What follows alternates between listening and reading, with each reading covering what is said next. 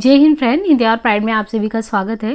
Friends, UGC net second paper जो हिंदी साहित्य संबंधी पेपर है उसमें आपके पाठ्यक्रम में यूनिट 4 वैचारिक पृष्ठभूमि से संबंधित यूनिट है, जिसमें पाठ्यक्रम में आधुनिकतावाद या उत्तर आधुनिकतावाद आपके सिलेबस में है। तो स्पेसिफिक जो मेंशन है वो है उत्तर आधुनिकतावाद, जिसे हम पोस्ट मॉडर्निज्म के नाम से जानते हैं। लेकिन उसे समझने से पहले एक नज़र आप दौड़ाइए कि मॉडर्निज्म क्या है। जब हम कहते हैं आधुनिकता, यदि आप इसे समझते हैं तो उत्तर आधुनिकता को आप अच्छे से समझ पाएंगे। तो नाम से ही लग रहा है कि आधुनिकता क्या हो सकता है। जैसे हम अभी भी कहते हैं अपने आप को, हम तो बहुत ही मॉडर्न है, हम तो पुरानी विचारधाराओं को फॉलो नहीं करते हैं। तो आधुनिकता एक वाद जो कॉन्सेप्ट आता है, किसी भी वाद मतलब कि विचारधारा को जन्म देना। ये जो अंग्रेजी के मॉडर्निज्म का हिंदी रूपांतर है, जिसका मतलब है अनुपयोगी परंपराओं का त्याग एवं इहलौकिक दृष्टिकोण। जो आपको इस समय दिख रहा है दुनिया में, आप उसी को मानते हैं, कोई पारलौकिक जगत की कल्पना नहीं करते हैं। और ये जो उत्तर आधुनिकतावाद का कॉन्सेप्ट है, इसी जो मॉडर्निज्म है उसी का विकसित या परिवर्तित रूप जो है, परवर्ती रूप, वो होता है पोस्ट मॉडर्निज्म, उत्तर आधुनिकतावाद। तो सामान्य प्रयोग में साहित्य कोश में ये लिखा है कि जो आपका आधुनिकतावाद है वो आधुनिकता की पहली और अनिवार्य शर्त क्या है? स्वचेतना। आप अपने मन मस्तिष्क से हर एक चीज़ को सोच विचार के डिसीजन ले रहे हैं, नहीं कि कोई बनी बनाया रूल को उसको फॉलो कर रहे हैं। बच्चन सिंह वो कहते हैं कि आधुनिकतावाद की मुख्य 3 विशेषताएं होनी चाहिए। उन विशेषताओं में एक तो स्व मतलब कि अपना खुद का आत्मचेतन डेवलप होना चाहिए। तो स्व आत्मचेतन, आंदोलन होना चाहिए। इसमें जो भी ऐसी चीज़ें नहीं लगता है कि समाज में चलना चाहिए, उस पर आंदोलन हो और कुछ ना कुछ आप इनोवेटिव करते रहें, इन्वेंशन करते रहें, प्रयोग होना चाहिए। तो इनके अनुसार स्व आत्मचेतन, आंदोलन और प्रयोग। गणपति चंद्रगुप्त के शब्दों में पुरातन के मोह का त्याग एवं वस्तु तथा विचारों के प्रति उपयोगितापूर्ण नवीन दृष्टिकोण आधुनिकतावाद है। रामचंद्र तिवारी जी कहते हैं कि प्राचीन मान्यताओं को नवीन संदर्भों में देखना ही आधुनिकतावाद है। तो ये आधुनिकतावाद जो आया था, ये टी.एस. इलियट की काव्यकृति थी एक, आपने इसका नाम सुना होगा, बहुत ही इंपॉर्टेंट काव्यकृति है। जब हमने सॉल्व कराया था पेपर, उसमें भी कई बार ये क्वेश्चन आया, दी वेस्टलैंड किसका है।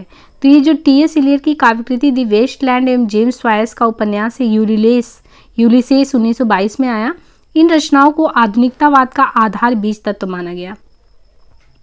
वैसे आधुनिकतावाद के प्रवर्तक जो हैं उसमें सिगमंड फ्रॉयड, मनोविश्लेषणवाद में इनका नाम आपने पढ़ा, सिगमंड फ्रॉयड को माना जाता है। 1960 के लगभग का एक आंदोलन ये है। और हिंदी में अगर देखें तो भारतेंदु जी को माना जाता है। इसमें आपको आत्मबोध, आत्मपरकता का ज्ञान, साहित्य में जो विसंगतियाँ, अकेलापन, संत्रास, पीड़ा, अजनबीपन, जो चीज़ों को लोग नहीं व्यक्त करते हैं, आधुनिकतावाद में उनको प्रमुखता से व्यक्त किया जाता है। इसके मूल में कहा जाता है कि मनुष्य है। आधुनिकतावाद में समाज के स्थान पे व्यक्ति को महत्व दिया जाता है। तो ये चीज़ आपको इसमें जो है मॉडर्निज्म में ध्यान देते हैं। लेकिन जो पोस्ट मॉडर्निज्म है, जिसे हमें अच्छे से आज पढ़ना है, उसके बारे में देखें तो ये शब्द जो है पोस्ट मॉडर्निज्म, तो उसका हिंदी रूपांतरण है उत्तर आधुनिकतावाद। पोस्ट शब्द का अर्थ होता है बाद में, और उत्तर आधुनिकता अपने अर्थ में आधुनिकता की समाप्ति अथवा आधुनिकता का और विस्तार की घोषणा करना। हालांकि इसको लेकर लोगों में मतभेद रहा है, लेकिन जो ये कह रहे हैं कि आधुनिकता का विकसित या परिवर्तित रूप, बेसिकली वही है जो है उत्तर आधुनिकतावाद। विद्वानों का मानना है कि संरचनावाद एवं विखंडनवाद दोनों के मेल से ही उत्तर आधुनिकतावाद आया है। पॉल डी मैन को विखंडनवाद का प्रबल समर्थक माना जाता है। उत्तर आधुनिकता और उत्तर आधुनिकतावाद शब्दों के अत्यधिक प्रयोग के बावजूद अभी तक इसका कोई सर्वसम्मत अर्थ या परिभाषा तय नहीं हो पाया। शाब्दिक स्तर पर उत्तर आधुनिक शब्द उत्तर व आधुनिक इन 2 शब्दों से मिलकर बना है, जिसका अर्थ है आधुनिक का विकसित या परिवर्तित रूप। उत्तर आधुनिकता से जब हम उत्तर आधुनिकतावाद पर जाते हैं तब उसका अर्थ इस प्रकार किया जाता है कि आधुनिकता की परवर्ती विचार पद्धति या उसका विरोधी विचारधारा। जैसे आधुनिकतावाद पूंजीवादी व्यवस्था से उत्पन्न हुआ था, वैसे ही उत्तर आधुनिकतावाद उत्तर पूंजीवादी व्यवस्था से उपजा है। जहां पूंजीवादी व्यवस्था के केंद्र में औद्योगिकरण और उत्पादन थे, वहीं जो उत्तर पूंजीवादी व्यवस्था उसके केंद्र में प्रौद्योगिकी है, उपभोगवाद है या बाजारवाद है। मले चौधरी मानते हैं कि फेडरिको द वेनिस की कविता संग्रह आंतोलोजिया द ला पोएजिया हिमानो नोमिरकाना में सर्वप्रथम पोस्ट मॉडर्न की परिभाषा दी गई थी। दक्षिणी अमेरिकी कवियों पर पोस्ट मॉडर्न के प्रभाव को लेकर डड लिप्टस ने एथोलॉजी ऑफ कंटेम्प्रेरी लैटिन अमेरिकी पोएट्री नामक पुस्तक की रचना सन 1942 में की। फॉर्मे एक्सप्रेसाओं नो दोमांस ब्राजिलेरो द पीरियादो कॉलोनियल ए एपाको पोस्ट मॉडर्निस्ट नामक पुस्तक सन 1947 में प्रकाशन में आया, जो पुर्तगाली कविताओं का एक संग्रह था। यदि प्रौद्योगिकी विकास ने न ज्ञान के स्वरूप और उसके अर्जन और वितरण में आमूल परिवर्तन किया, तो उपभोगवाद ने, जो आज कहते हैं कि एक उपभोक्तावाद की संस्कृति बिल्ड हो गई है, ज़्यादा से ज़्यादा कंजम्पशन करना है, एडवर्टीजमेंट के थ्रू चीज़ों को दे दे के लोगों को एक तरीके से उपभोक्तावादी बना देना है, बिल्कुल उस बाजार को केंद्र में रखा गया है। और ये कहा जाता है कि एक तरफ प्रौद्योगिकी, दूसरी तरफ उपभोक्तावाद, यही केंद्र में है, और इन दोनों के परस्पर संबंध से इनके कारण पूरा विश्व सूचना मीडिया समाज बनता जा रहा है और हर व्यक्ति उपभोक्ता बनता जा रहा है। इन दोनों को बाजार ही कंट्रोल करता। आज पूरा विश्व एक बाजार बनता जा रहा है तथा यही भूमंडलीकरण है। इस विश्व बाजार में मनुष्य विक्रय की वस्तु भी है, यानी मनुष्य भी विक्रय की वस्तु है और विक्रेता भी वो स्वयं ही क्रेता भी है। अब मनुष्य नहीं रह गया है, एक वस्तु बन गया है, एक संसाधन या ह्यूमन रिसोर्स। मार्शल मैकलुहान ने नई संज्ञा विश्वग्राम ग्लोबल विलेज का दिया था। उत्तर आधुनिकतावाद का जनक सच्चे अर्थों में लियोटार्ड या लियोतर को माना जाता है। इन्होंने अपनी पुस्तक है the post modern condition A report on knowledge 1979, इसमें इन्होंने उत्तर आधुनिक समाज से जुड़ी निम्नलिखित 3 चीज़ों पर विचार किया है कि जो 20वीं सदी के उत्तरार्ध में विज्ञान और प्रौद्योगिकी के विकास में भास्की ने उल्लेखनीय भूमिका निभाई है। कंप्यूटर ने जिस कृत्रिम मस्तिष्क का विकास किया है, उसकी आवश्यकता के लिए भाषा का निर्माण, उस भाषा के माध्यम से सूचनाएं एकत्र करना, सूचनाओं का भंडारण, डेटा बैंक की स्थापना, यांत्रिक अनुवाद तथा इसी प्रकार के अन्य कार्यों को संपन्न करने में भाषिकी केंद्रस्थ रही है। प्रौद्योगिकी के विकास ने ज्ञान का स्वरूप और लक्ष्य बदल दिया है। अब ज्ञान साध्य न रहकर साधन बन गया है तथा बाजार की वस्तु बन गया है, उसका क्रय विक्रय किया जा सकता है। जिस ज्ञान को खरीदा बेचा नहीं जा सकता वो व्यर्थ है। अब ज्ञान सूचना की पर्याय बन गया है, इसलिए उसका थोक में उत्पादन और विक्रय होता है। उत्तर आधुनिक समाज में वही ज्ञान महत्वपूर्ण व सार्थक है जिसे वैद्युत मस्तिष्क में संचित किया जा सकता है और जिसे बाजार में बेचकर धनार्जन किया जा सकता है तथा जिसके माध्यम से शक्ति अर्जन की जा सकती है। जो ज्ञान मानव व्यक्तित्व को संपन्न बनाने की दृष्टि से अर्जित या विकसित किया जाता है, वह उत्तर आधुनिकों के लिए निरर्थक है। लियोटार्ड लिखते हैं कि उत्तर आधुनिकतावाद महावृत्तांत के विरुद्ध है। महावृत्तांत का अर्थ है ईसाइयत, मार्क्सवाद और वैज्ञानिक प्रगति का मिथ। इनके विरुद्ध अब छोटे छोटे अस्मिता समूह जैसे स्त्री विमर्श, दलित विमर्श आदि का भी उदय हो रहा है। आगे लियोटार्ड अपनी बात में कहते हैं कि ज्ञान की अवस्था बदल जाती है जब समाज उत्तर औद्योगिक युग में और संस्कृति उत्तर आधुनिक युग में प्रवेश करती है। उत्तर आधुनिकतावाद जो ये शब्द है, इसका प्रयोग द्वितीय विश्व युद्ध के बाद किया गया है। इसके प्रवर्तक में हमने बताया कि वैसे तो लियोटार्ड को जानते हैं, लेकिन इसकी परिकल्पना आर्नल्ड टॉयनबी ने किया था। उन्होंने अपनी पुस्तक आर्नल्ड टॉयनबी ने स्टडी ऑफ हिस्ट्री में कहा कि आज से लगभग 120 वर्ष पूर्व सन 1850 से 57 के बीच आधुनिक युग समाप्त हो गया। उस समय तक आर्नल्ड टॉयनबी अपनी पुस्तक स्टडी ऑफ हिस्ट्री के 5वें भाग में पहुंचे थे, जिसका प्रकाशन 1939 में हुआ। और फिर इसमें 2 यूरोपीय युद्ध 1918 से 1939 के बीच के समय को इन्होंने उत्तर आधुनिक शब्द का प्रयोग शुरू कर दिया। उन्होंने उत्तर आधुनिकता का मसीहा किसको माना था? नीत्शे को माना था। तो इन लोगों ने अपने विचार भी दिए, जैसे टॉयनबी ने कहा कि आधुनिकता के बाद उत्तर आधुनिकता तब शुरू होता है जब लोग कई अर्थों में अपने जीवन, विचार और भावनाओं में तार्किकता एवं संगति को त्याग कर अतार्किकता एवं असंगतियों को अपना लेते हैं। उनके अनुसार उत्तर आधुनिकता की चेतना विगत को एवं विगत के प्रतिमानों को भुला देने का सक्रिय उत्साह है, जिसमें समग्रता एवं तार्किकता का कोई स्थान ही नहीं है। कृष्णदत्त पालीवाल कहते हैं कि इन्होंने अपनी पुस्तक उत्तर आधुनिकता की ओर में लिखा है, विज्ञान की दमनकारी खोजों से मुक्ति पाने को लेकर जो विचार 19वीं शताब्दी के मध्य के बाद प्रस्तुत हुआ, उससे उत्तर आधुनिकता का शुरुआत होता है। तो इसका जो इतिहास रहा है, उत्तर आधुनिकता शब्द का सबसे पहले प्रयोग किसने किया? तो एक अंग्रेज चित्रकार J.W. चैपमैन ने 1970 में अपने चित्रों की विशेषता को बताने के लिए किया था। 1916 में रूडोल्फ पानबिज ने यूरोपियन संस्कृति की नाशवादी प्रवृत्तियों के लिए किया। 1961 में आर्नल्ड टैनबी ने किया स्टडी ऑफ हिस्ट्री में। और इस तरीके से अमेरिका में 1950 में, फ्रांस में 1970 में और 1970 के आसपास जो है भारत में भी ये उत्तर आधुनिकता टर्म आया। इनके संबंधित विचारों में फ्रेडरिक नीत्शे भी है, माइडन हाइडगर भी है, मिशेल फोको भी है। नीत्शे का नाम आपने पहले भी सुना होगा। नीत्शे जो कि जर्मन दार्शनिक थे, आधुनिकता की आलोचना किया था और ये अति बौद्धिकता के स्थान पर रोमांटिक प्रवृत्ति के समर्थक थे। वो तार्किकता के भी विरोधी है। नीत्शे ही ईश्वर की मृत्यु और धर्म की अवसान की घोषणा भी करते हैं। तो उत्तर आधुनिकता में ल्यूथर के प्रमुख अतिरिक्त पाल डी मैन, नीत्शे, फूको और जैक देरिडा नाम आते हैं। ज्ञान के स्वरूप परिवर्तन ने विश्व का स्वरूप ही बदल दिया।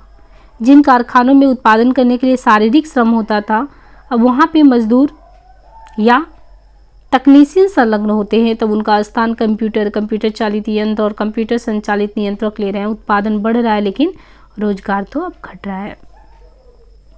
देशों की शक्ति ज्ञान के इस नए स्वरूप और इसके संचय वितरण की प्रौद्योगिकी में संपन्नता से तय होगी। अब शक्तिशाली और दुर्बल राष्ट्र की कसौटी नया ज्ञान और प्रौद्योगिकी होंगे, भौतिक क्षेत्र और संसाधन नहीं। ज्ञान के स्वरूप की इस नवीनता को ध्यान में रखकर ही ल्यूटार्ड ने ज्ञान के दो रूपों की चर्चा की, ज्ञान या वैज्ञानिक ज्ञान और आख्यान। ये दोनों ज्ञान परस्पर विरोधी और प्रतिस्पर्धी है। ज्ञान का अर्थ भौतिक विज्ञानों से संबंधित तर्क और प्रमाणों से सिद्ध ज्ञान, आख्यान नैरेटिव के तहत सांस्कृतिक परंपराएं, देवमालाएं, ये सभी। आधुनिक काल में वैज्ञानिकों ने आख्यान या विज्ञानेतर ज्ञान को अर्ध बर्बर, अर्ध सभ्य, पुरातन पंथी, भ्रांत, अज्ञानग्रस्त आदि सिद्ध किया है। उन्होंने ये भी घोषणा की थी कि तर्क, प्रमाण तथा प्रयोगशालाओं में सिद्ध ज्ञान के आ जाने से आख्यान समाप्त हो जाएंगे, लेकिन ऐसा हुआ नहीं। कारण यह है कि समाज के अस्तित्व, उचित और अनुचित के निर्णय और मानव मनीषा के विकास के लिए आख्यान का होना जरूरी है। इसके कारण उत्तर आधुनिकता में आख्यान और महाख्यान, नैरेटिव और मेटे नैरेटिव को लेकर अविश्वास का भाव बना हुआ है।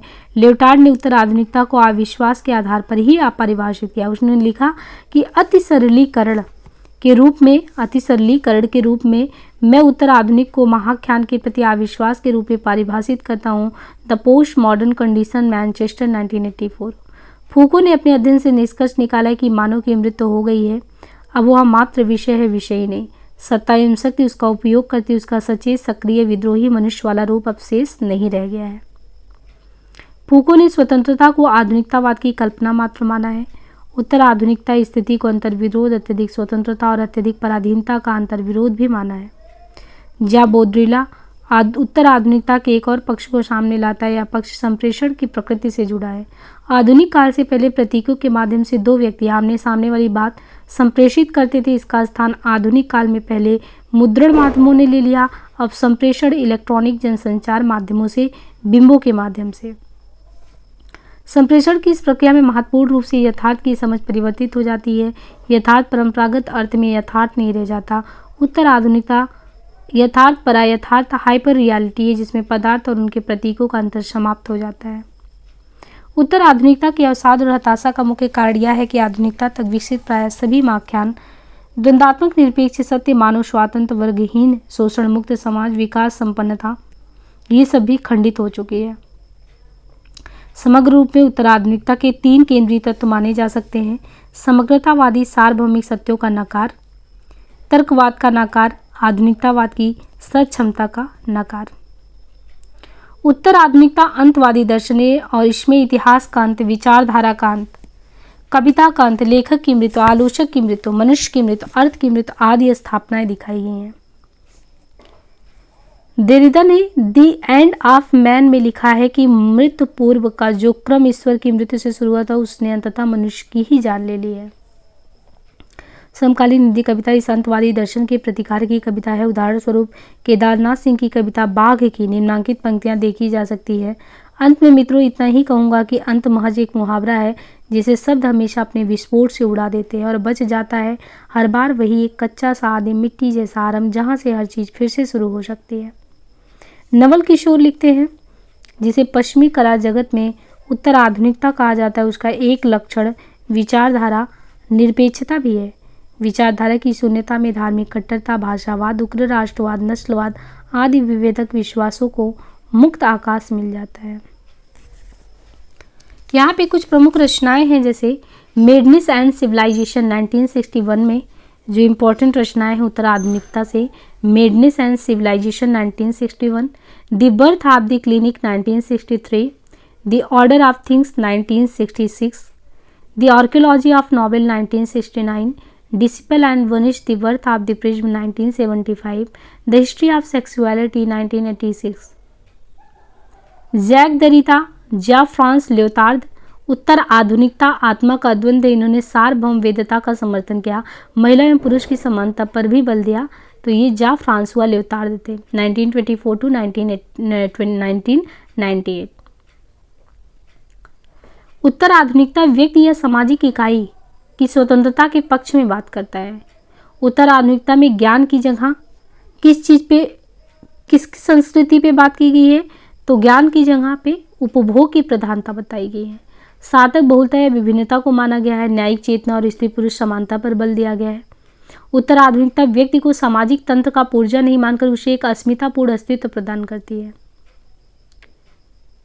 इसकी समस्या ये है कि इसमें सिद्धांत का निर्माण नहीं होता, ऐतिहासिकता की अनुपस्थिति है, समालोचनात्मक शक्ति समाप्त हो जाती है।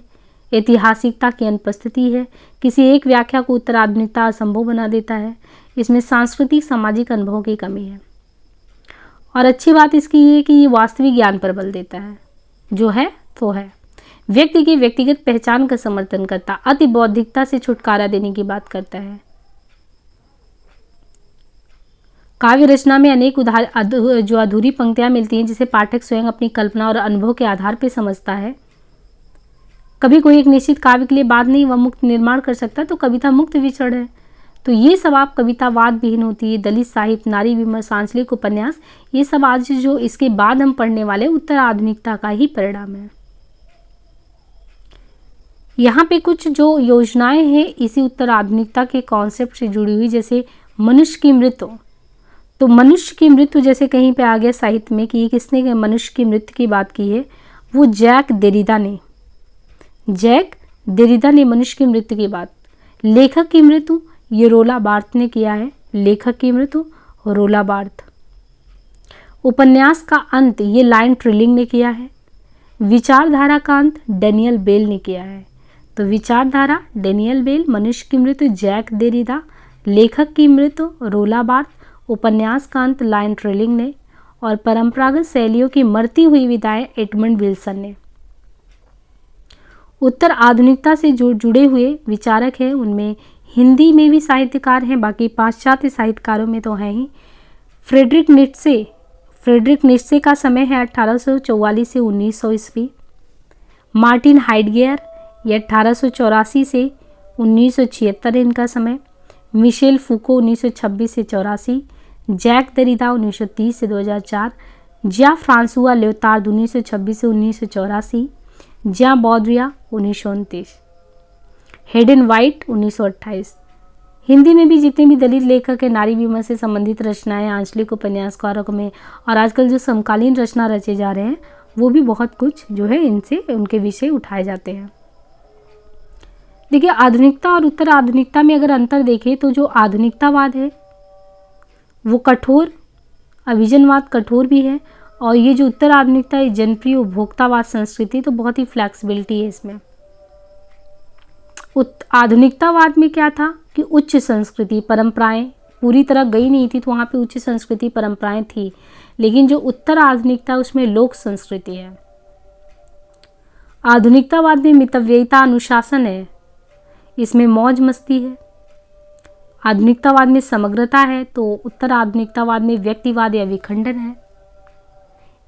आधुनिकतावाद में एक रूपता है, लेकिन उत्तर आधुनिकतावाद में अनेकतावाद।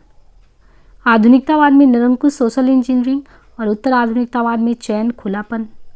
आधुनिकतावाद में निश्चितता है, संश्लेषण है, और उत्तर आधुनिकतावाद में विखंडन है। तो उम्मीद है आपको ये मॉडर्निज्म और पोस्ट मॉडर्निज्म का जो कॉन्सेप्ट है वो समझ में आया होगा। मिलेंगे नेक्स्ट टॉपिक में। आज के लिए इतना ही, धन्यवाद।